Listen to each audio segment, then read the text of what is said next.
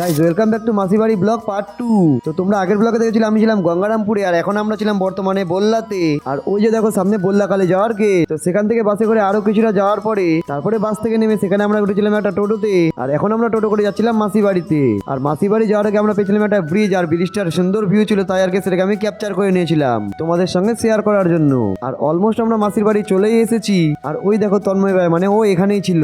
আর এটা হলো ঋষি ভাই। আর মাসির বাড়ি এসে ছাদের উপরে উঠে পুরো কম বেশি গ্রামটাই দেখা যাচ্ছিল।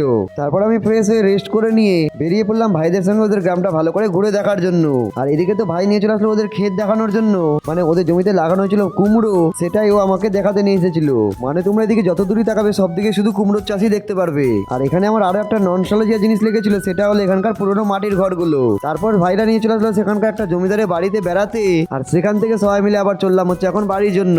আর বাড়ি এসে সবাই মিলে একটু আড্ডা মারার পরে রাত্রেবেলা ছিল আমাদের সবাই মিলে একটা পিকনিক। আর এখানে বড়রা সবাই রান্নার জন্য রেডি করতেছিল সবকিছু, আর আমরা এদিকে ছোটরা সবাই মিলে ক্যারাম খেলতেছিলাম। তারপরে রাত্রেবেলা খাওয়া দাওয়া কমপ্লিট করে নিয়ে আজকের এই পার্টটাকে এখানে শেষ করলাম। দেখা হচ্ছে নেক্সট পার্ট নিয়ে খুব তাড়াতাড়ি। ততক্ষণের জন্য সাবস্ক্রাইব আর ফলো করে নাও। চলো বাই।